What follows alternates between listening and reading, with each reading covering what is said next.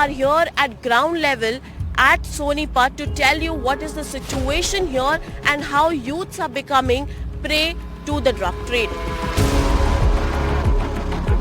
Dealers वगैरह के number सबको पता होते हैं, बच्चों को आपस में भी काफ़ी कनेक्शंस होते हैं. Definitely the police is involved because I've personally seen that the police comes, takes money and goes away. एक फर्स्ट ईयर का या सेकंड ईयर का बच्चा गांजे के डीलर को ट्रेस कर सकता है या ट्रैक कर सकता है, तो पुलिस क्यों नहीं कर पाती? Shivansh Sharma, a fourth-year law student from Dr. B.R. Ambedkar National Law University in Haryana's Sonipat district, stirring up a hornet's nest.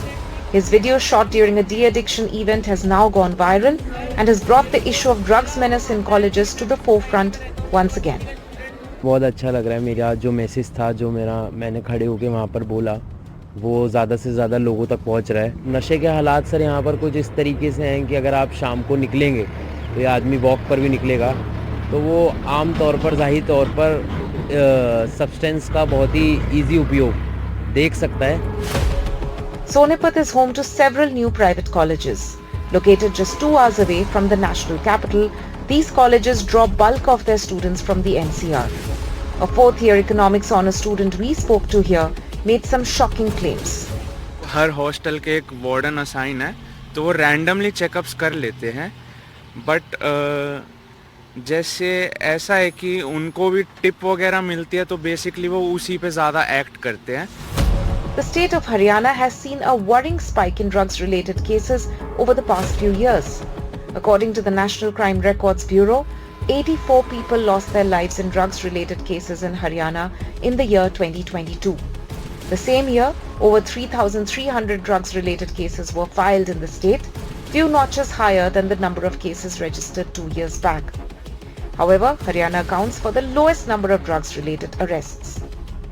Amid concerns over drugs being peddled around campuses, cops have increased vigil. 5 लोगों को गिरफ्तार किया था, जिसमें से 2 खुद university के student हैं जो कि अंदर ही सप्लाई कर रहे थे. तो इसमें ये भी एक इसका पहलू है कि जी ये इसलिए भी पुलिस के लिए चैलेंजिंग हो जाता है क्योंकि जो यूनिवर्सिटी के स्टूडेंट्स हैं वो खुद इसमें इन्वॉल्व होते हैं. लेकिन फिर भी जो इसमें ड्रग ट्रेड में इन्वॉल्व होते हैं उन पे हम स्ट्रिक्ट एक्शन लेते हैं. यहाँ पर एक शराब का ठेका हुआ करता था. बहुत ही रिगरस प्रोसेसेस के बाद, एप्लीकेशन देने के बाद और बहुत ही हाई लेवल मीटिंग्स करने के बाद हम बड़े फॉर्चुनेट हैं कि उस ठेके का लोकेशन अब यहाँ से बदल गया है. Rajiv Gandhi Education City is one of the planned education cities in Haryana's Sonipat district, but the number projects and shows a different picture.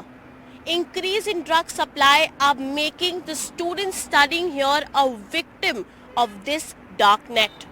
With camera person Sachin Gupta and Ram, I am Shubhangi Mishra reporting for NDTV.